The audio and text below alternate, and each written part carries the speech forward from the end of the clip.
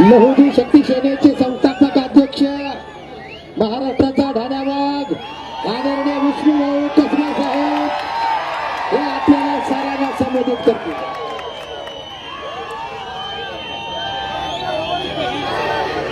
पहिल्यांदा स्पष्टीकरण करतो, मी काही मांगाचा वाघ वगैरे नाही. मी मांगाचा हमाल आहे, हमाल नोकर. सर्व महापुरुषांना विनम्र असं अभिवादन. आजवर मातंग समाजाचा इतिहास मानाने आजपर्यंत सगळ्यांचं चांगभलं केलं, दलितांचं चांगभलं केलं. दलितांच्या चळवळीमध्ये, नामांतराच्या चळवळीमध्ये आपलं बलिदान दिलं, आपलं योगदान दिलं. बहुजनाच्या चळवळीमध्ये आपलं योगदान दिलं. हिंदुत्वासाठी, विविध राजकीय पक्षांसाठी पिढ्यानपिढ्या आपलं योगदान आणि मताचं दान दिलं. मात्र आजपर्यंत दुर्दैवाने आम्ही आमच्याच प्रश्नावरती कधी योगदान आणि बलिदान दिलं नाही. मात्र पहिल्यांदा तुमच्या माझ्या भावी पिढीच्या आरक्षणाच्या प्रश्नावर ज्या मागणीने आपलं बलिदान दिलं, त्यामध्ये आपल्या बीड जिल्ह्याच्या साळेगावचा स्वर्गीय संजय भाऊ तातोळे यांना पहिल्यांदा या ठिकाणी विनम्र असं अभिवादन करतो.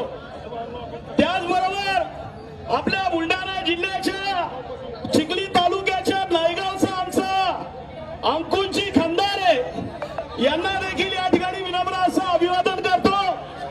आपल्या बाजूच्या जिल्ह्यातला धाराशिव जिल्ह्याच्या कळंब नगरीतला डोसेगावचा आमचा अविनाशजी खंडारे यांनी देखील आपलं या ठिकाणी योगदान बलिदान दिलेलं आहे.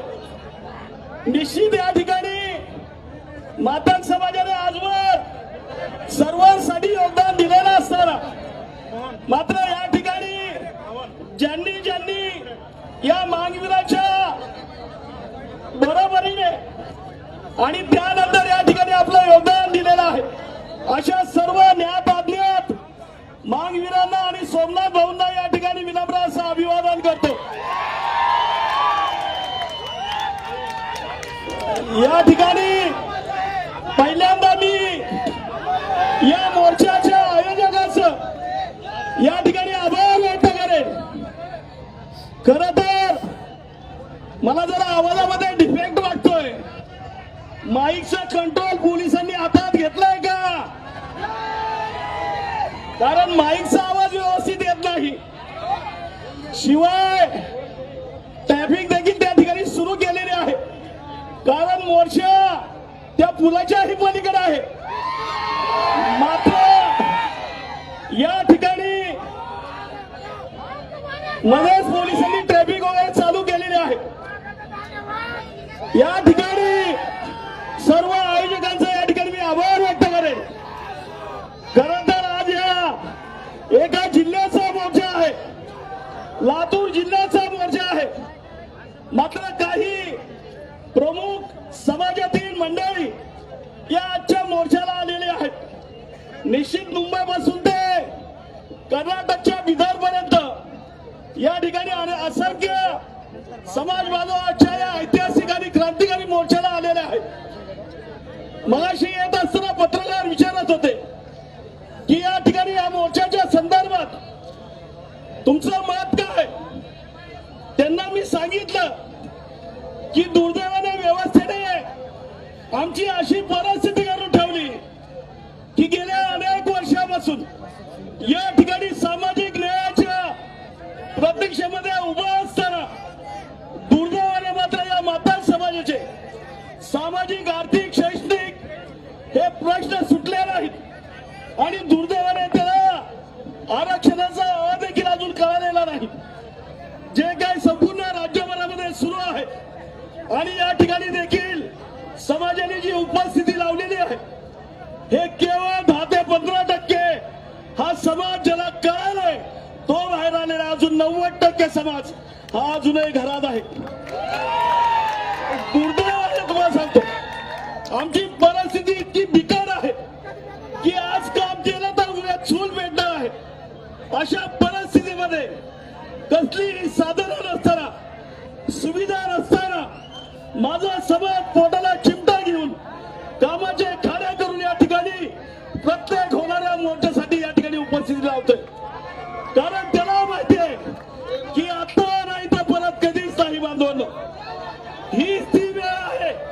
माझी तुम्हाला सगळ्यांना हात जोडून कळकळीची पाया पडवून विनंती आहे, तुम्ही बांधवांनो स्वस्थ बसू नका, या ठिकाणी घाण बसू नका.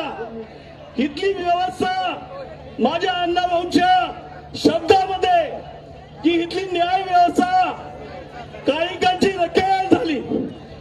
या ठिकाणची व्यवस्था या संदर्भामध्ये केलेलं साहित्यरत्न अण्णाभाऊंचं भाष्य ते आता देखील लागू पडतंय.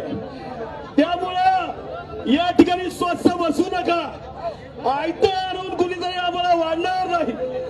गेल्या अनेक वर्षापासून आपण पाहताय या तुमच्या नगरीतून देखील अनेक वेळा बाईक रॅल्या काढल्या, अनेक वेळा पदयात्रा काढल्या, अनेक आंदोलनं या राज्यामध्ये झाली.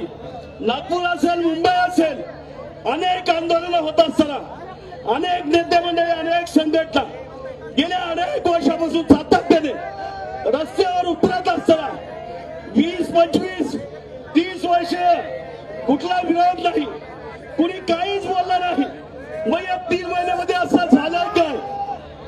झालंय काय की या ठिकाणी टीका केली जाते.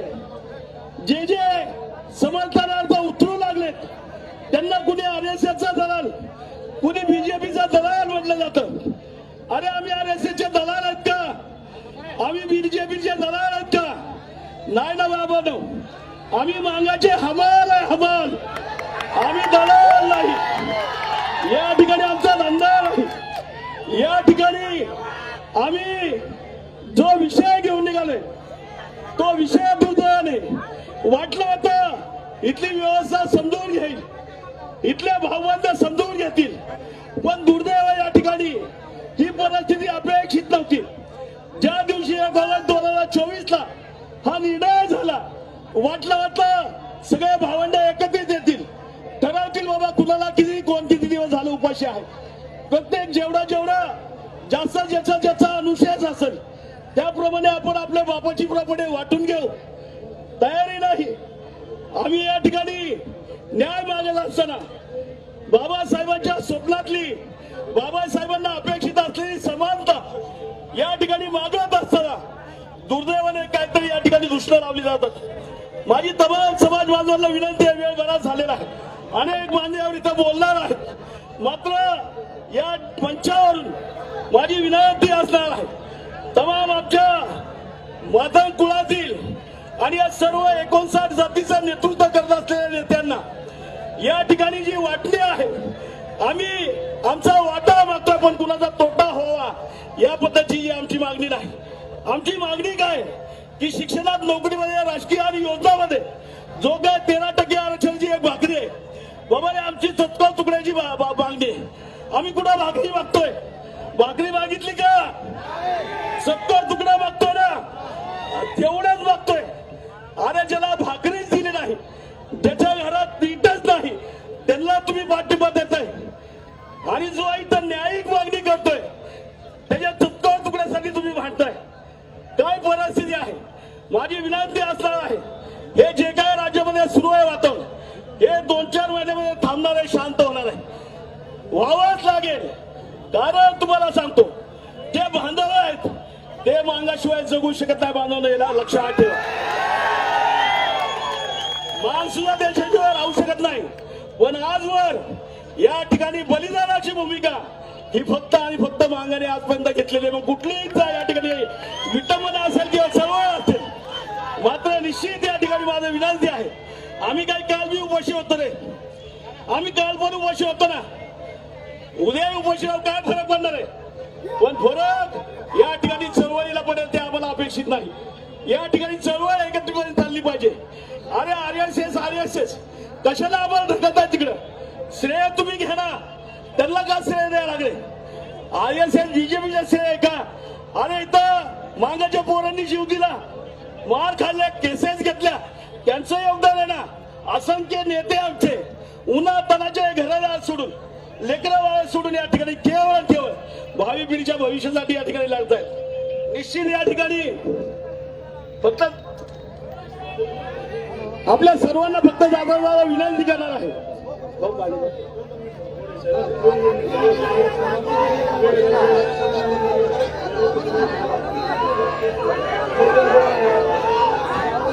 या ठिकाणी अनेक मान्यवर बोलणार आहेत.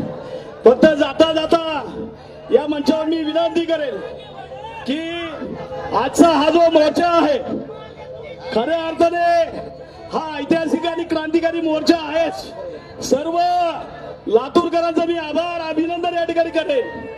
निश्चित तुम्हाला सांगतो की या ठिकाणी पत्रकार विचारत होते या मोर्चाबाबत. मी म्हणलं अंदाजे बहुतेक आता मागाची सुरुवात झाली असेल, अजून मागाची सुरुवात नाही केली. कारण राज्यातल्या गावागावामध्ये मी पोहोचलेलो आहे, मला माहिती आहे. आणि बाहेरच्या राज्यामध्ये अहो महाराष्ट्रात चर्चा नाही आहे. हे जे चाललंय ना, कर्नाटक, आंध्र, तेलंगणा, छत्तीसगड, मध्य प्रदेश, गुजरात, बाकीच्याही राज्यामध्ये चालू आहे. मात्र एक लक्षात ठेवा, इथं ज्या ज्या काही घटना घडतील त्या सगळ्या मातंग हिताच्या आहेत. कारण कालपर्यंत आम्ही इतरांसाठी आलो, आता मात्र आपल्या भावी पिढीसाठी यायचंय. एवढं लक्षात ठेवा. फक्त जाता जाता या ठिकाणी जेवढे काही नेते मंडळी आहेत, माझी विनंती असणार आहे हात जोडून, बाबांनो फक्त उपवर्गीकरणावर बोला. आपली मागणी, आपला प्रश्न या ठिकाणी पटवून द्या. कशाला कुणाच्या नादाला लागताय? ज्याला अक्कल नाही, ज्यांना डॉक्टर बाबासाहेब आंबेडकर कळाले नाही, ज्याला संत कळाली नाही, त्याच्याशी काय भांडताय? नका भांडू, लक्ष देऊ नका. वेळ सगळ्यांची येणार आहे.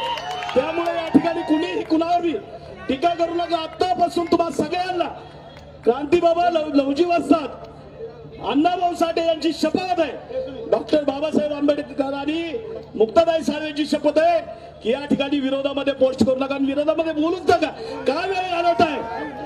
कशाला वेळ घालवत आहे? अरे आपल्या समाजाला आरक्षण अजून कळालं नाही. त्यामुळे या ठिकाणी आपण सर्वांनी याची दक्षता घ्या. जाता जाता आपण सर्वांनी या सर्व आयोजकांसाठी आणि तुम्हा सर्वांसाठी जरा हात मोकळे करा आणि एक वेळ टाळ्या वाजवा जोरदार. जय हिंद, जय रामजी.